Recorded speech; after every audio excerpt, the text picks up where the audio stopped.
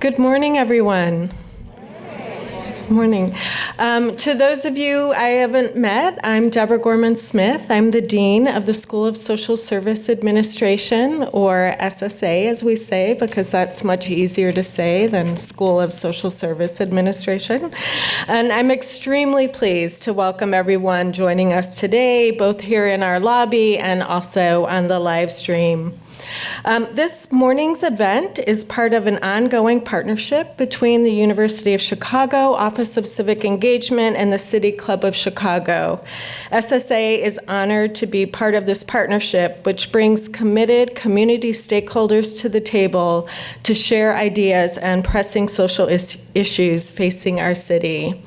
Thanks in particular to our new friends at the City Club of Chicago, including members of the board and staff who are here, as well as our colleagues at the Office of Civic Engagement, including Derek Douglas, Susana Vasquez, and Wendy Williams. At SSA, we tackled tough problems like economic opportunity and examine how race, power, and privilege impact our communities. These are matters that concern us deeply at SSA and why we have a keen interest in hosting this morning's conversation. We know that with the right mix of leadership, vision, and research, that we can transform communities and entire cities. And success is possible when leaders, policymakers, and committed communities work together to make systemic change. We've been especially encouraged by the strategic efforts initiated by City Clerk Valencia. As many of you know, this past December, Clerk Valencia launched the Fines, Fees, and Access Collaborative. And over a 6-month period, this working group has been reviewing municipal collection practices in the city with the explicit goal of reducing the burden of fines and fees on low-income residents, particularly on the south and west side. At the clerk's invitation, SSA has been a partner to this work, lending the expertise and talent of UChicago faculty and students to help solve these pressing challenges. SSA faculty and student researchers also are partnering with the clerk on New City Key ID initiative, which is expanding access and helping to provide services to Chicago's most vulnerable and marginalized citizens. SSA is honored to be a partner in the clerk's office and to the city in these efforts, working collaboratively with city officials, community organizations, and civic leaders to develop solutions that will benefit more city residents. This morning is an opportunity to learn how policymakers, community activists, philanthropic leaders, and universities like UChicago are working together to reduce income inequality in Chicago and open doors to more communities and families. We have much to share and learn from one another, and I want to thank you again for joining us here this morning. It's now my honor to introduce our moderator, Ana Valencia, City Clerk of Chicago. As City Clerk of Chicago, Ms. Valencia oversees one of the largest offices in the city. She's made it a priority to find innovative and creative ways to bring services to more residents and to work collaboratively with private and public sectors.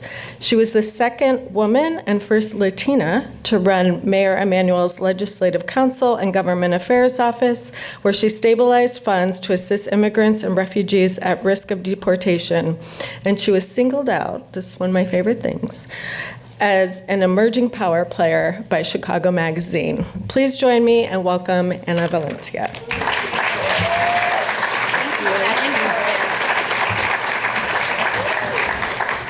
Good morning. What an exciting day. Thank you so much for being here today to help us celebrate this exciting report and this conversation. I want to welcome all of you today to Advancing Our Economic Equity for All Those Who Call Chicago Home. I want to start off first thanking the University of Chicago for hosting us today alongside with the City Club of Chicago. I know City Club here, if you're here from City Club or University of Chicago, please wave or stand to be recognized. We can clap for them. It's institutions like these that help support and facilitate important conversations like we're having today and gives us a true platform, so thank you. But before we dive into the conversation, I want to share some exciting news with you today.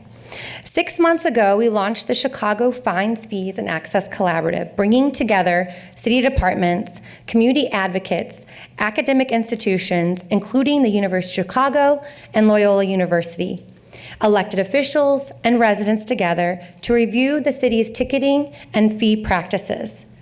We set forth to create a set of inclusive recommendations that takes into account the various circumstances of residents who are impacted by these policies. Policies that negatively impacted people in our communities every single day. I want to tell you a quick story about one man that sticks out in particular. We were on the west side at a town hall, and there was a gentleman with his wife and had 5 children. And he had told me that he had $5,000 in city sticker debt. And he needed $2,500 half down for a payment to get on a payment plan. Well, I don't know about you, but I don't actually have a lot of $2,500 just sitting around. And if I did, I probably wouldn't give it to the city of Chicago. But what touched me about this is that we often tell people in our communities, and I even believe this growing up, that if you work hard and you do right, and you have a good job, he was a CTA bus driver, that your family can succeed. And what happened with his debt amounting, we talk about the debt spiral, he lost his job and lost his ability to provide for his family. So what we're really doing is we're putting barriers in front of families, when in government, we should be removing these barriers. So this story in particular, and many others like it, is what drives me every single day, and I know that drives the collaborative to do this meaningful work. We wanted to create immediate as well as lasting transformational change to the current systems, to strike the right balance between equitable practices and compliance. But before I go into these recommendations, I want to recognize and thank the community groups and advocates, some which are here in the audience today. They've been advocating for this work for so many years and deserve to be recognized. They are the reasons that we are here today, and they were pushing me and my team every single day to do everything that we could. Today is truly your day. So please stand when I name you if you are here in the audience today. Remain standing and hold your applause to applaud everyone at the end.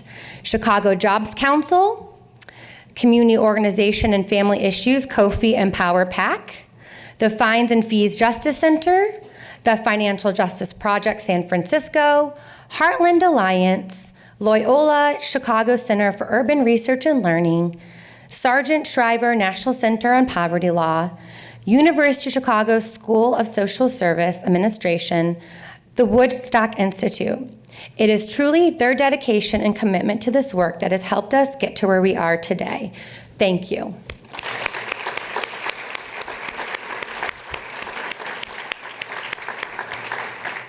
Now I'm going to embarrass my team. This work would not be done without an amazing team. And I always say I have the best team in baseball. I don't even like baseball, but I have the best team in baseball because without this, it's just a vision. Without a report with words, it's just words.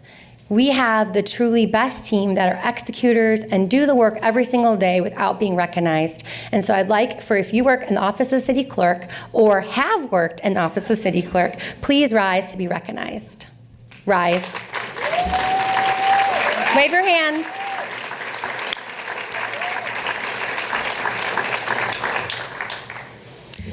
I'd also like to thank our former Mayor Emanuel's administration in December, who stepped in to say yes to this collaborative. The Department of Finance, Chicago Department of Transportation, Chicago Police Department, and Budget. Thank you for being true partners and coming to the table and helping us find some solutions to the issues. I'd also like to thank Mayor Lori Lightfoot for her support on this work. We had a meeting about 3 weeks ago, and she made it known that this was a priority, it was in her platform, and that she fully intends on working with the collaborative in the future and on the report. So I'd like to thank both of them publicly. Now, the time you've been waiting for. We'd like to share these recommendations with you today and a little bit about our work before we kick off the conversation. Our work is divided into 4 categories. The first, which is creating pathways to compliance. As policymakers, we should shift our assumptions in policymaking that residents want to be in compliance with the law, but need more pathways to do so. That's why we are recommending reforming city sticker tickets to reforming payment plans, a city sticker forgiveness program, to reinstating the 15-day grace period for city sticker tickets, among others. Secondly, we need to evaluate our longstanding practices.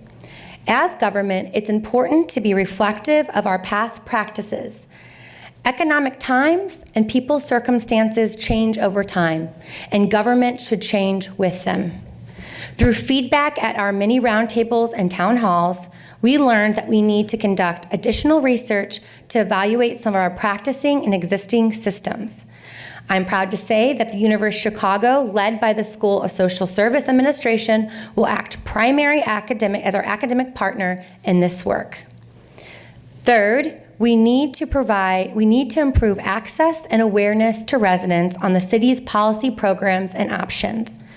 While consumer education alone doesn't address the root causes of the systems that need reforms, it plays an important role in raising awareness of any of the reforms that will be implemented in the coming weeks, months, and years. Yes, I said weeks. Lastly, we want to ensure that this work includes long-term reforms so that 10 years from now, we don't have to do another collaborative.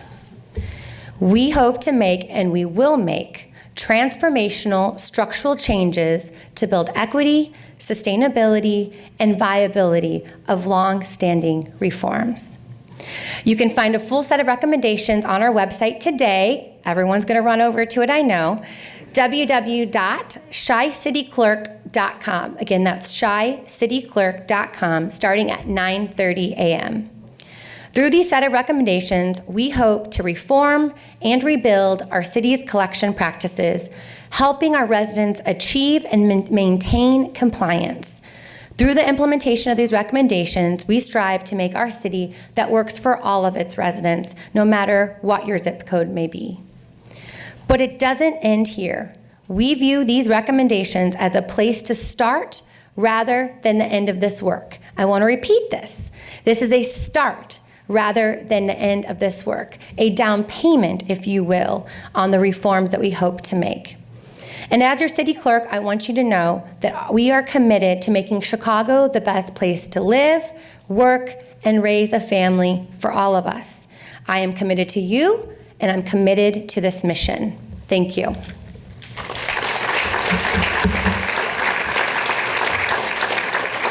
Now let's get this party started. I would like to introduce our incredible panelists for today, Dr. Helene Gayle, Dr. Damon Jones, and Ms. Rose Grillier.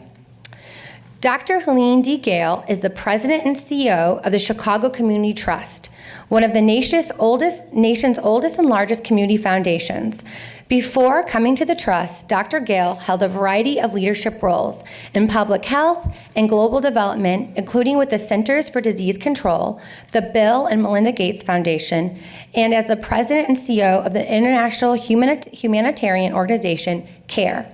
She serves on several public company and nonprofit boards, including our Federal Reserve Bank of Chicago and the Economic Club of Chicago. This is really cool coming up. Named one of Forbes' 100 Most Powerful Women and one of Nonprofit Time's Power and Influence Top 50, she has authored numerous articles on public health issues, poverty alleviation, gender equality, and social justice. Dr. Gayle was born and raised in Buffalo, New York. She earned her bachelor's degree from Barnard College of Columbia University, her medical degree from the University of Pennsylvania, and master's of public health from Johns Hopkins University. Dr. Gayle.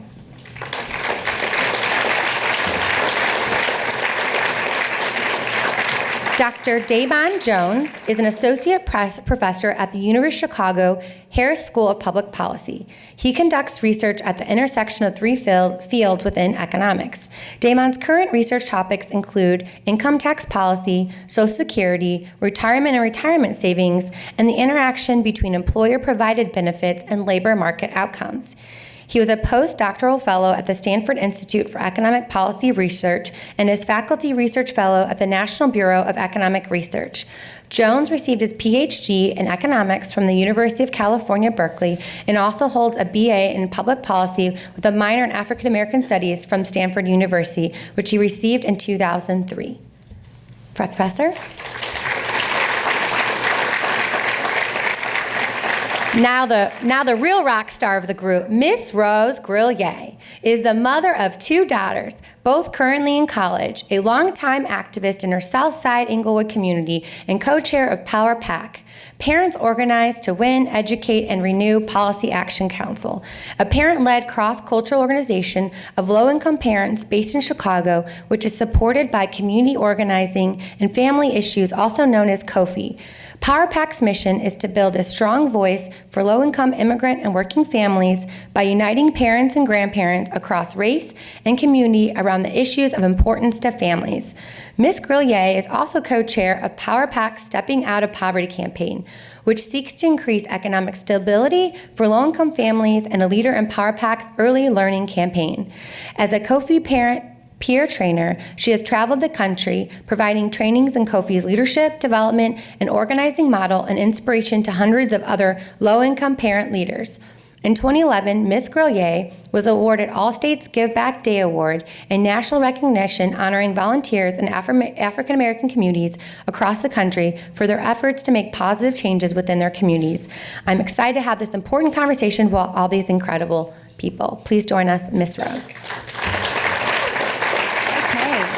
So, to start off, each of you occupy a different field and have a diverse range of experience from your perspective. What does economic and racial equity look like? And I'm going to start with you, Ms. Rose, on this. So imagine if every family had the ability to live their best life, to thrive, to raise their children and provide better for each generation. That's what it looks like to us. However, there are system barriers that prevent many families who work hard, who do all the right things, from actually achieving those goals. Okay, thank you. And to Dr. Gayle. Yeah. Not too different, but I will just back it up and say, one of the things since I've been in Chicago almost 2 years now, and looking at where we as a foundation would put our greatest focus, this issue of the racial wealth divide became clear that it was really the issue that was undergirding almost everything else that we think about. And many people may have seen in the paper the article that showed this 30-year life expectancy gap between somebody who lives in Streeterville and somebody who lives in Englewood. That's not about medical care. That's about equity.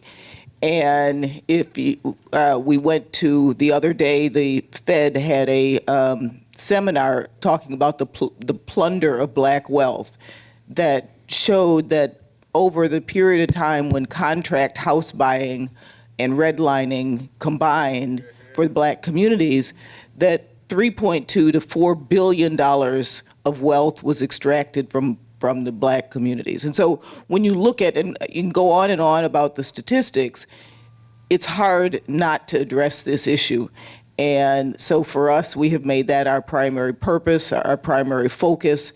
And I think it is for the very reasons that you said, that we believe that it is the just and right thing to do, that everybody should have the opportunity to feed their children, send them to a quality school, have housing security, and access to health services, access to proper nutrition, all of those things, so that every community is thriving, because it makes all of us better.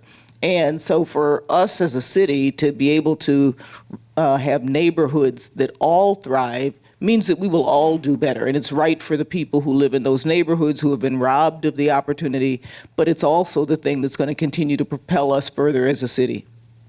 Thank you. And Professor, to add on. I think so. You've both put it very well and covered a lot of different ways in which equity might look. One interesting statistic that came up in a discussion I was just having last Friday was that if you look at the top, a black family in the top 1%, their son may have a probability of being incarcerated of maybe 3%. If you look at the bottom 1% of income, a white family, their son's probability of being incarcerated is only 5%. So you would think that there would be a different comparison there. So when I think about equity, I think about things like mass incarceration, segregation residentially, differences in how schools, access to school, quality education, the racial wealth gap, and health disparities.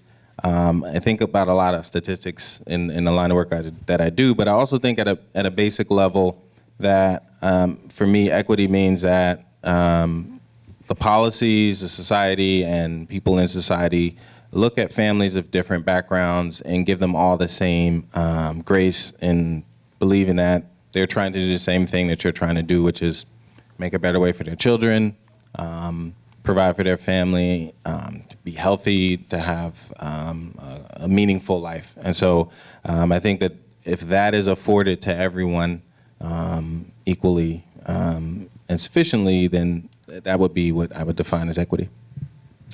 Okay, well, thank you. So building on top of that, now that we've kind of defined what we're talking about today, I want to start, you all have different lenses, which I love. You have the philanthropy lens, we have an academic lens, we have a community lens. And so what I want to ask to you, there's so many issues. Where do we kind of tackle first? And I want to start with you, Ms. Rose. You've been working on this work the last 3 years, and I know more than that, the fines and fees is just one piece of, co-fees kind of vision. Where do you see the biggest need to start when we tackle some of these issues? How would you prioritize that? You're absolutely correct. We have 5 campaigns, actually, our Stepping Out of Poverty being one that produced the Debt Spiral Report. We also have our Early Learning and Early Education, which deals with early ed and child care. We have our Restorative Justice, our EJC, that looks at the school-to-prison pipeline, push-outs, expulsions in school. And we have our Recess in Health that looks at the food disparities, and all of these things are interconnected. So I would think the one place to start is to bring the human back. These are human beings who are trying to live their best life. And it is a struggle enough to be in challenged communities. Every day is a struggle within itself. And to take the very things from those folks that would help them survive or cause them to be in a position of homelessness or in a position of being suicidal, just from basic human needs, we have to look at the systems that are causing people to experience these disparities. All right. And I know in terms of the work that you're doing, Dr. Gayle, I came to a focus group that you've had on wealth, and you're trying to identify where to start as well. Where would you say kind of prioritizing as a city we should lead on trying to tackle these issues to create equity? Well, first, it has to be comprehensive. There is no one magic bullet. And so what we've tried to do is we've looked at our work around closing the racial wealth gap is to think about what are the things that contribute to wealth. So asset and the ability to create assets, income, obviously, the ability to have jobs that provide a reasonable standard of living and that has jobs that can give a career pathway, and then the things that take away from wealth or debt. So we've really looked at, kind of wealth is equal to assets plus income minus debt, and working on all 3 of those areas. And so, for instance, if you look at what has been the biggest wealth creator for people who had access to home loans, well, it's owning a home, and owning a home in an area where you can expect to keep the value or the value will increase. That's how people, particularly white people coming back from war, had easy access to FHA loans that black people were denied.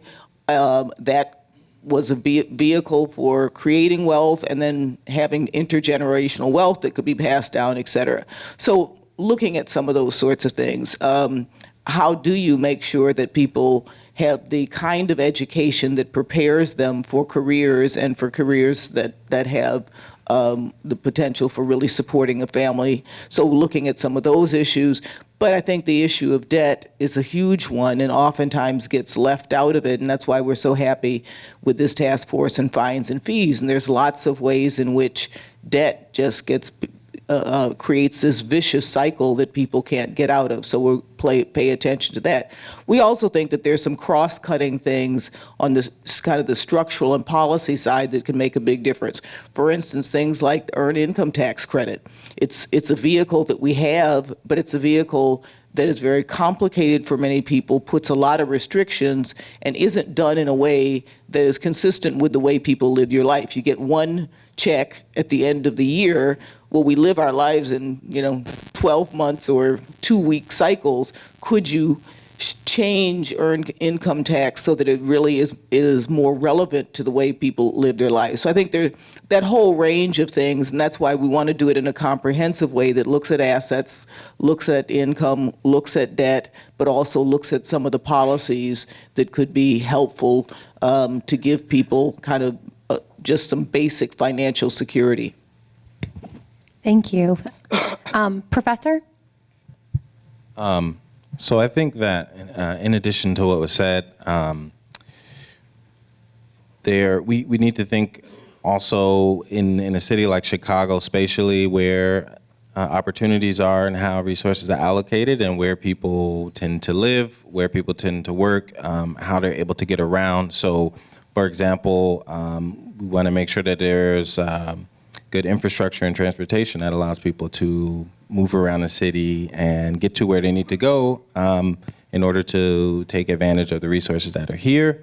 And even better than being able to travel around the city, being able to locate and live where you would best like to live in the city. So we have in the city a history of segregation, racial segregation, and there's a lot of segregation across income as well.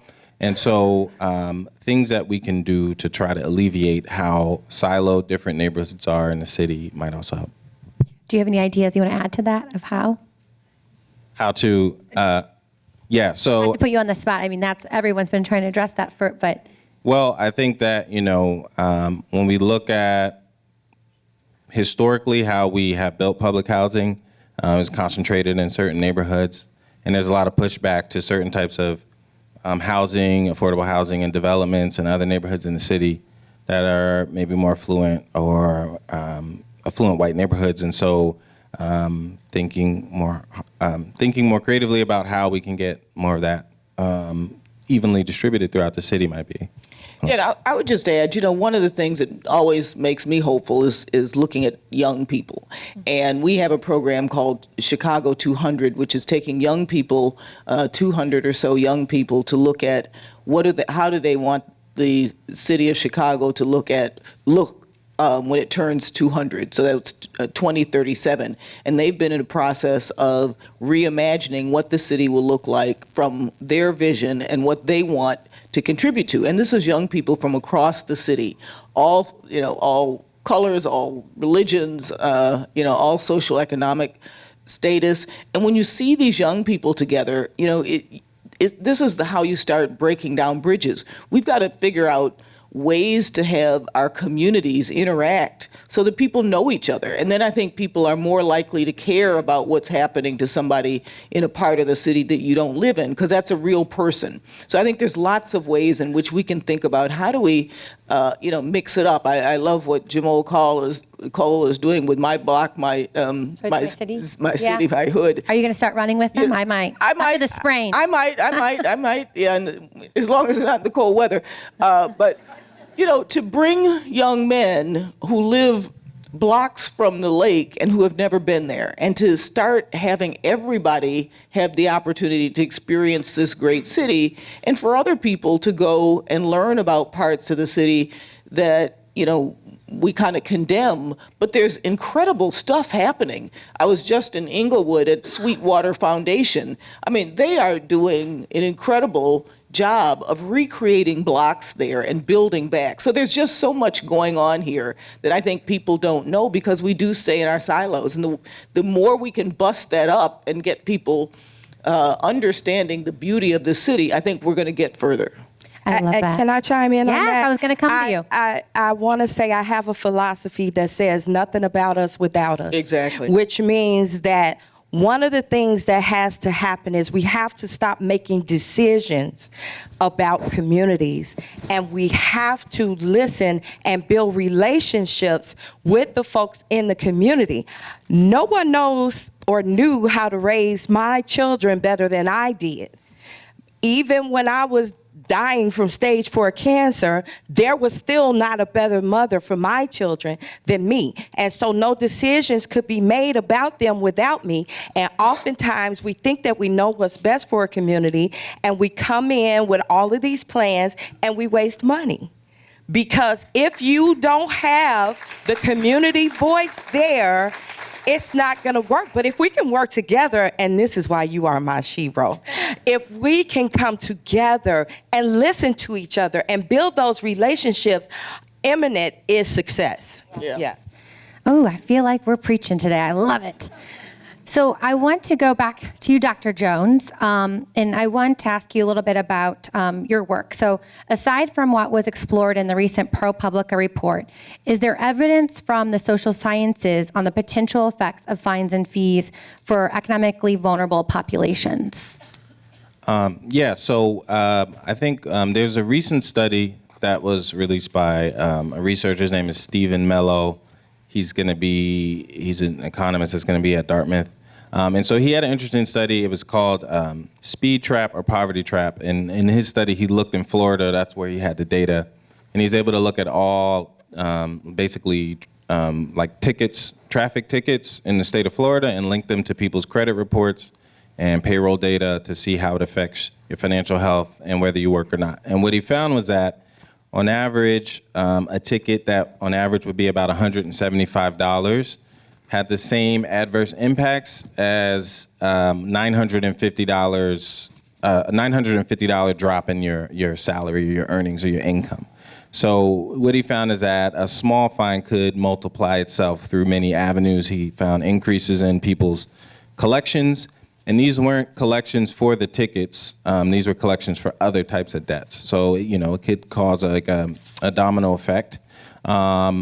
People were slightly less likely to be found working. And this was particularly the case for those in the bottom 25% of the income group in Florida. So, that was an interesting study because the way the research was designed, you were able to establish a causal link from getting a ticket to subsequently looking at how your finances evolve and how your income and your employment situation evolves. And so I think that just kind of underscores the importance of thinking how to avoid this type of spiraling effect of these fees and tickets. Thank you. So before I get to our questions, I have one last question for the panel, and then I'm going to get to our audience questions. So last week, Miss Rose and I had the opportunity to go to Minneapolis together, and we sat on a panel together to discuss the work on fines and fees. Miss Rose was the rock star signing autographs at the end, but she makes a really good point about community-led initiatives and making sure that even on panels like this, that we recognize there's so much great information and resources in the community that need to shine as well. So we need to be intentional when we're creating these panels to make sure that voice is part of it. So I want to talk, Miss Rose, I know, learned from a lot of other cities last week at this conference, but all three of you, what cities can Chicago take inspiration from? Which cities have been models at closing the wealth gap and promoting economic and racial equity? I know not every city is perfect, and Chicago has its own unique challenges than other cities, but have you seen other cities that have been thriving or maybe doing something that we should catch on to? Yeah, so Ms. Rose, you want to go first? So absolutely. Well, we took a page from San Francisco and we looked at other cities who were working on these same kind of initiatives as we were doing the collecting information for our report and the debt spiral, and we actually met with the treasurer of San Francisco to help inform some of our recommendations. And at this actual conference, they had a panel on young mayors who has some really innovative ideas and things that they've been implementing in their city. And what I think of that, nobody's Chicago. Chicago is different.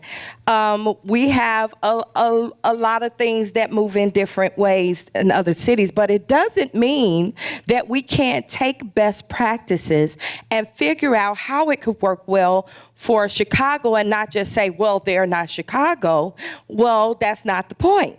The point is we need to make sure that our city is the greatest, and how can you be great when your weakest link is still weak? And so we have to find ways to take the best practices, the innovative practices that are happening across this country, and then implement them in Chicago in a way that works in Chicago. It's simple. And I think on the San Francisco Treasurer on that panel with us, who led the work 2 years ago, talked about they're now tackling library fines and library fees to eliminate that, to allow more people to use the libraries that we're really targeted for. And they have some park fees in other cities that they're also eliminating. So there's some interesting work happening there too. Do you want to go? Oh, sure. Sure. So in terms of cities, I like to piggyback off of the statement about cities that may not be exactly like Chicago, but we may still learn from. So another city in California that I'd give a shout out to is Stockton, California. They have a very young mayor, Michael Tubbs. And so I think that that city might be a city that we can look to for some inspiration. They have a lot of innovative policies that they're using to try to tackle some, like persistent issues that they faced with in terms of poverty and mobility, economic mobility, and things like that. So Stockton, California, I would just say keep your eyes peeled for what they're doing over there. Yeah, and as we've all said, there is no one silver bullet. So I think there's a lot of different innovations that we're beginning to see in a variety of cities. You mentioned Stockton. One of the things that they have been piloting is a universal basic income that guarantees everybody a certain amount of cash. And throughout the world, this issue of cash transfers has shown how important it can be to provide some financial stability. So they're the first major city in the United States that it's actually piloting it. And that was one of the recommendations that came out of the resilience task force that we were on, is to look at potentially a pilot for a universal basic income. So I think that has some validity, and we'll see what Stockton shows. California, you mentioned San Francisco. One of the things that I think they've done very interestingly is to develop this public bank. And it basically is a bank that has vehicles that are very easy to use for people who are unbanked. And it's been a way of getting around a lot of the predatory lending that goes on. So I think, things that look at, can we help communities to not have to go to sources of loans that only put them further in debt because of 400, 500% interest, et cetera. Detroit, I think, has done a lot post their real crisis around small business entrepreneurship and some of the collaboratives that they have that are working to get capital to small businesses in communities where there's not been investment. And I think they've done some really interesting things.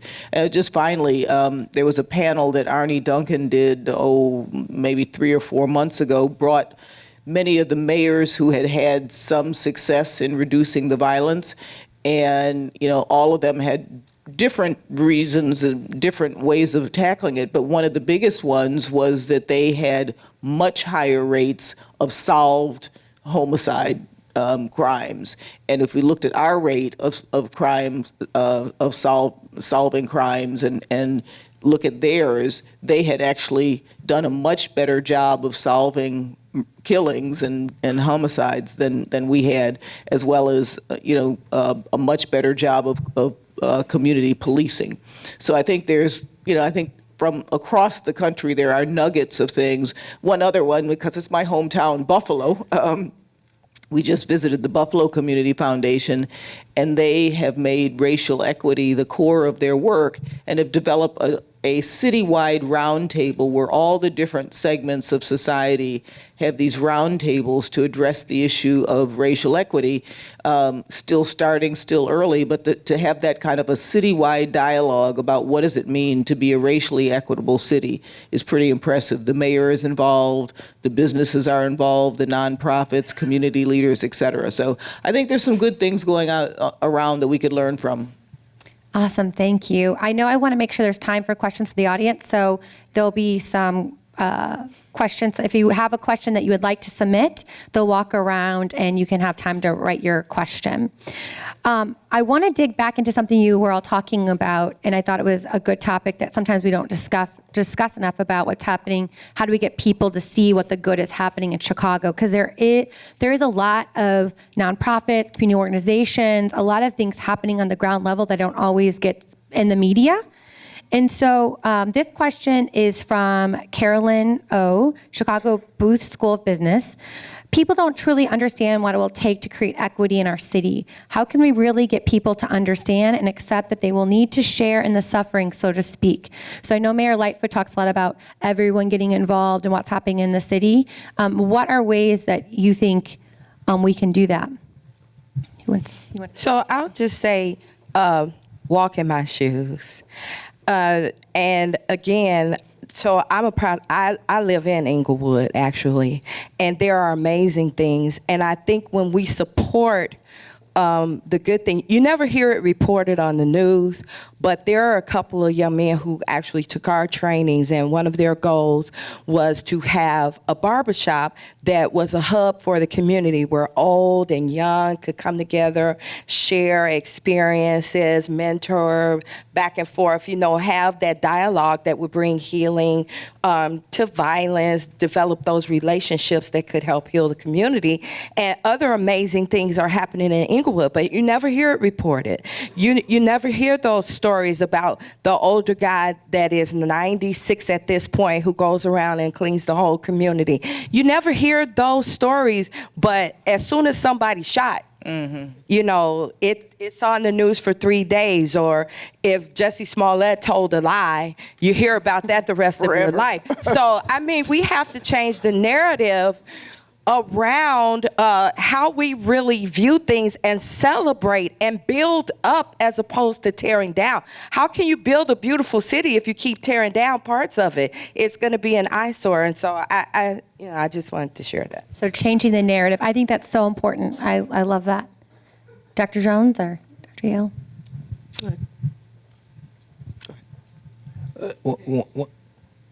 One thing I'd say is just the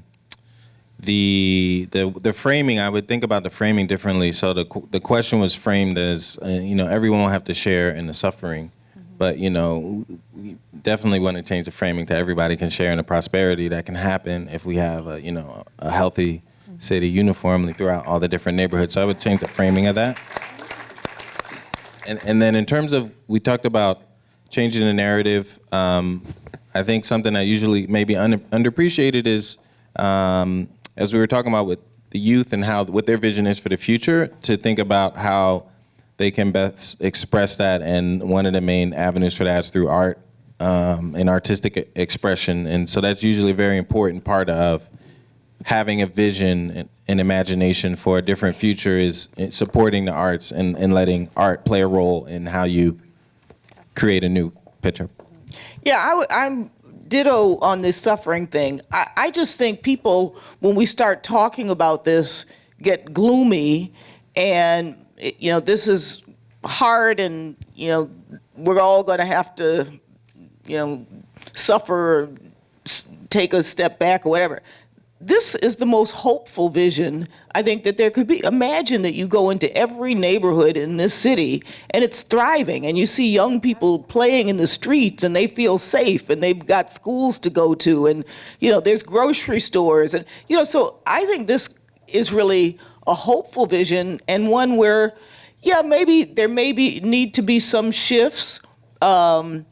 in how we spend our funds and who is prioritized. But I don't think that this has to be a downer for folks. So that's number one. I think that it can be incredibly hopeful. I do think, though, and it's part of why, again, what you're doing is so important, Anna, is that this has to, there's a lot we can do with programs, but at the end of the day, it's policies that are going to change this. Policies, bad public policy got us to where we are today, and it's only by having good public policy that we're going to make the kinds of changes, systemic changes, that are really going to make a difference. So while there's lots that we can do to fund good groups and to get resources into communities, we also have to think about the policies, and it's again why the nothing for us without us. About us without, we've got to have people sitting at policy tables who are thinking about their lived experiences and what the consequences of our policy decisions. Some of the policies that got us here were just wrong-headed, and they were probably deliberately meant to do what they did do. But there are other policies that oftentimes are put in place because the lens by which somebody is thinking about them doesn't take into consideration somebody else's life reality. They didn't do it to be evil. They just had no idea what the long-term consequences are. So we've got to make sure that we're at the table and looking at those policies, because it's systems change that's going to make the biggest difference. I love that. Thank you. Clap on that. That was good. And I think to add to that, one of the beautiful things that we got to see during this collaboration was that you actually had department heads hearing directly from community residents. And at times, those conversations were emotionally charged. But what was great is that you finally had, to what Ms. Rose said, you had department heads not just worrying about the revenue, but looking at the people that it was affecting and seeing people as human beings. And I think also, not to speak for Ms. Rose, I think Ms. Rose also saw the human beings on the city side, that they could see each other as humans working towards a solution. So I love that piece when you're talking about making policies with communities. Talking a little bit about economic development, I got this question from Ben Bornstein from education to living wage jobs are often cited as key factors to sustainable wealth. Opportunity zones are a federally backed investment program to spur economic growth in low-income areas. What is the state of such capital in Chicago? And I chose this question selfishly because we're working with the trust. Dr. Gayle had a meeting on opportunity zones, just information meeting in February, and 500 people showed up to hear about it. But often economic development has happened not community-led, but actually developers kind of going in. The trust has tried to change that with it being community-led process, and we actually had a meeting last Friday in the IMD at Malcolm X with community stakeholders, with foundations, with community activists, and also with some out-of-town folks like the mayor of Birmingham's team and others that are doing this work in other cities. But Dr. Gayle and Dr. Jones, would you like to talk a little bit about, could this be a tool to also spur economic development? Yeah, I think it could be a huge tool, but to your point, I think unless we make sure that it involves communities, it involves people who have long-standing relationship with communities, it could very well be a great tax incentive for people to come in and do real estate development that the community won't benefit from. So I think it has that potential to be huge. I think it's one of the most, again, kind of optimistic policy levers that has happened in a long time, but we've got to be there to make sure that it has the intended benefit for the communities themselves. I would just add that you have to be, I guess, vigilant with these types of opportunity zone tax policies, because the most recent round of like opportunity zone policy, there are some questions about how you can qualify for these and how much you have to do for the local community to qualify for them. And so you can have a fund where people are investing in your fund and you're located in the neighborhood and receive special tax treatment.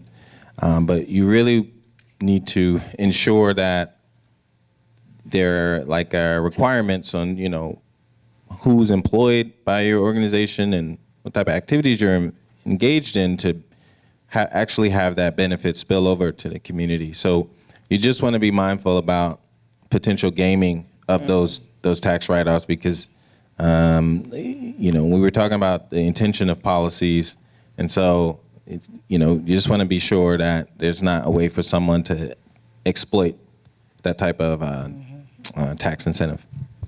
Awesome. So I know we could spend all day up here. I feel like Oprah Super Soul Sunday podcast. So I want to just leave, I always like to leave on a positive note to set our day.